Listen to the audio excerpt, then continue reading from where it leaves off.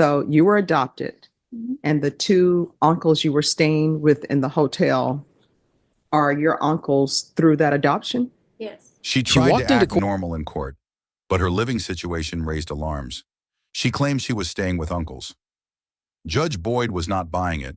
This case carries a second-degree felony, 2 to 20 years in prison. She thought the court would not look deeper, but this judge always does. The truth is about to come out, and the outcome could save her life. Is calling 2024 CR 011865, State of Texas versus Jalen Rianne Cruz Sotomayor. Janeal, Rand Cruz-Sotomayor. Janeal. Janeal. All right, Janeal Sotomayor. Could I have parties announced for the record? State. Megan Galloway for the state. Will Brooks for Miss Sotomayor, Judge. And are you Miss Sotomayor? Sotomayor, yes. All right. I'm sorry. My Louisiana accent is just all over the place today. Counsel, have you received all discovery? Did you review it with your client? Yes, Judge. Court will find that the state is in compliance with discovery. Going to show you the application for deferred adjudication. Did you review that with your attorney? Did you understand it and sign it?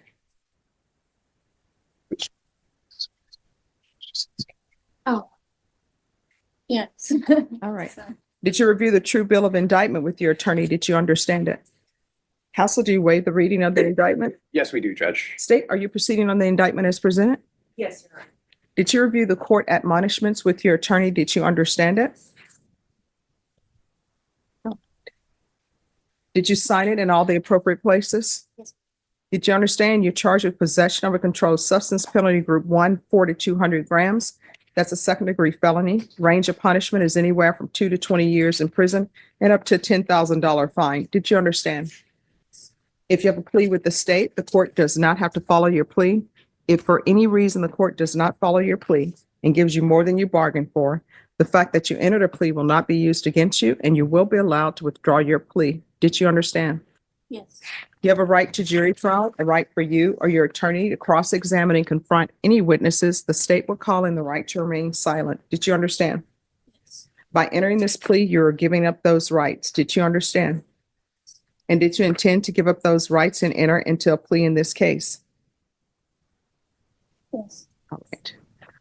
Did you understand if the court were to grant your application for deferred adjudication, if for any reason your deferred adjudication were revoked, the court could find you guilty and sentence you up to 20 years in prison and up to a $10,000 fine?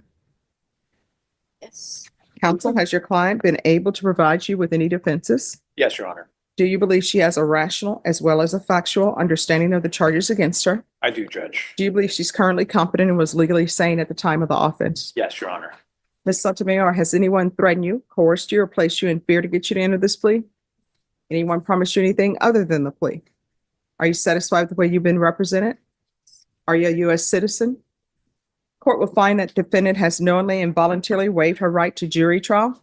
Did you review the plea bargain page with your attorney? Did you understand it? Yes. According to the plea, there's a $2,000 fine. State recommends deferred adjudication. They're taking in consideration 2024 PF 13382. Did you understand that to be the plea? Defense is at the plea? Yes, it is, Judge. State is at the plea. Yes, Your Honor. Did you review the waive of appeal paragraph with your attorney? Did you understand it and sign it in both places? Yes. Did you understand by signing that you're waiving your right to appeal? The only items that can be appealed are written pretrial motions that have been filed, heard, and ruled upon by the court. Did you understand? Yes. Counsel, are there any such motions? No, Judge. Outside the agreement, the state is recommending that your deferred adjudication be for a term of 5 years. There be a TAP evaluation, 125 hours of community service restitution, no contact with 1129 Austin Highway, 78209. There should be a mental health evaluation and MRT. Did you understand those are recommendations from the state and the court does not have to follow those recommendations? Yes. Then to the offenses charged, how do you plead? Guilty, not guilty, or no contest? State any evidence. State offers State's Exhibit number 1 in attachment.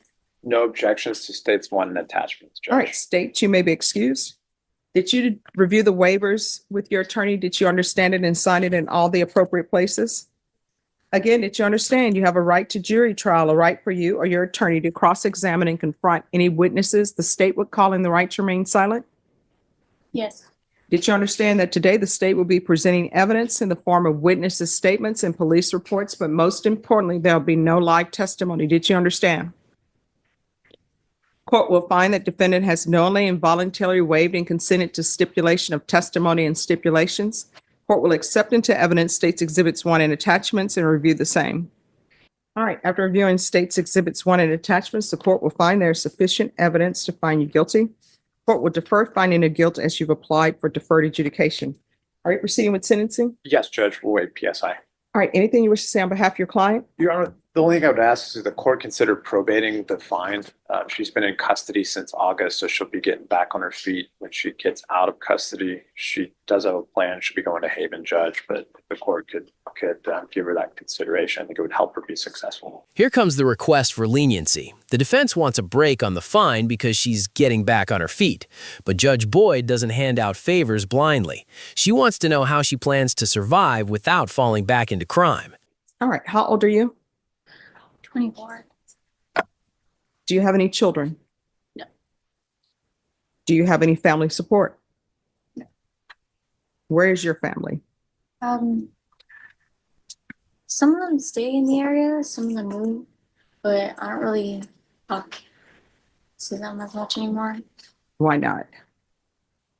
And I'm asking these questions so I can discover what's going on with you, because I have to set conditions for you, and I want to set conditions for you where you will be successful. Well, actually, I choose not to speak on them. So. Okay. So my other question is, why were you at this hotel? It was somewhere I was residing at first before like all complaints or whatever, but it was somewhere I was residing until I moved in to this new house. I was supposed to be moving in with my sister. But I don't know if they moved in or not yet though. So you have contact with your sister? Yeah. And does your sister have any children? Not that I know of. So are your parents still alive? Not really one. So, Judge, I can enlighten the court. Yes. Dad lives here. Mhm. Dad was military. And, Okay. and they moved down from Temple about 2 years ago, but she doesn't really want to burden her family with her personal problems. She was the motel itself is more of like a long-term residence place, so she was staying with a guy that was there, correct? Staying at that hotel. With a guy? Were you staying at that hotel by yourself or with someone? No, I was with two people. I was my uncle. There were a couple of people in that room. The staff, from what I gathered, Judge, from the evidence, the staff was familiar with her and the family and these people that were living there. They were the ones that called the cops, Judge. All right, so you were staying with two uncles? Judge Boyd didn't And just there it sentence is. her. She cut off the places and people pulling her back. No contact with that hotel, no unsupervised contact with minors. Proof of work within 90 days, treatment, housing, and strict supervision. Because this was never only a drug case, it was a safety case. And this sentence might be the one thing that saves her life. If you want more instant justice stories like this, follow for the next case. Comment case, and I'll send you the full breakdown. And share this video. Someone out there needs this warning.